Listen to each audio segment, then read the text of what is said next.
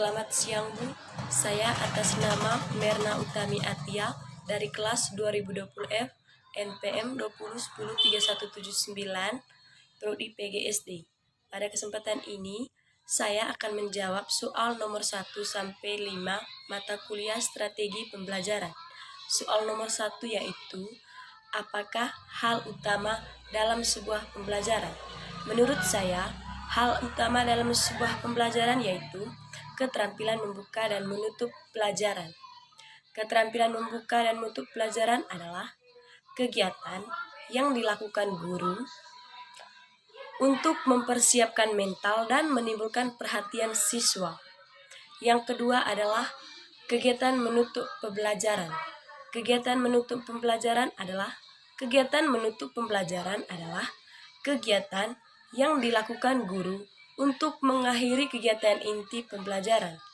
Bagian ke B, konsep dan hakikat pembelajaran. Yang pertama, rencana cermat dan teliti untuk mencapai tujuan. Menurut pengertian saya, rencana cermat dan teliti untuk mencapai tujuan adalah rencana kita atau rancangan kita untuk membuka atau menutup pembelajaran yang kita inginkan untuk mencapai hasil yang baik dan mencapai hasil yang memuaskan. Nomor 2, jelaskan pemahaman kamu tentang hakikat belajar mengajar.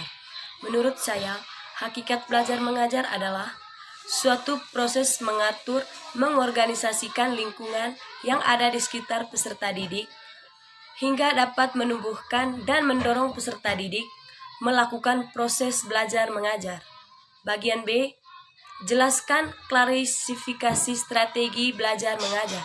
Menurut saya, klasifikasi strategi belajar mengajar adalah mengatur guru, siswa, atau mahasiswa. Pengaturan guru siswa dapat dibedakan sebagai berikut. Yang pertama itu, dari segi pengaturan guru dapat dibedakan pengajaran oleh seseorang guru atau tim. 3. Berdasarkan penjelasan pada video tersebut, sebut dan jelaskan kembali macam-macam strategi pembelajaran. Yang pertama itu, strategi discovering learning.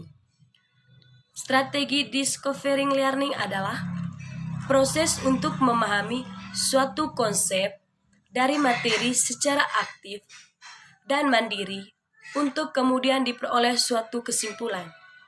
Yang kedua itu, strategi inquiry learning. Strategi inquiry learning adalah suatu proses belajar yang paling memungkinkan siswa untuk mengalami proses pembentukan sendiri. Yang ketiga, strategi problem based learning.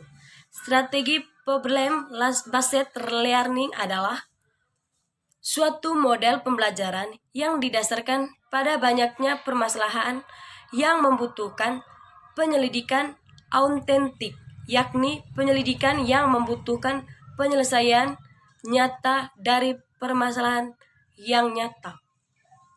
4. Jelaskan perbedaan ketiga pendekatan yang dijelaskan dalam video. Yang pertama, pendekatan inquiry discovering atau pendekatan belajar mencari dan menemukan sendiri, merupakan rangkaian kegiatan belajar yang menekankan pada proses berpikir kritis dan analitis untuk mencari dan menemukan jawaban. 2. Expository approach atau proses penyempurnaan informasi yang disampaikan sumber belajar kepada peserta pembelajaran. 3.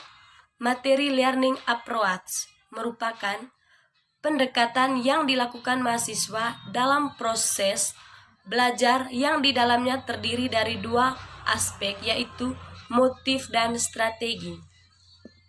5. Sebut dan jelaskan kembali 12 jenis metode pembelajaran. Yang pertama itu metode ceramah. Metode ceramah adalah penerangan secara lisan atas bahan pembelajaran kepada sekelompok pendengar untuk mencapai tujuan. Yang kedua, metode diskusi. Metode diskusi adalah proses pelibatan 2 orang peserta atau lebih. Ya, metode demonstrasi.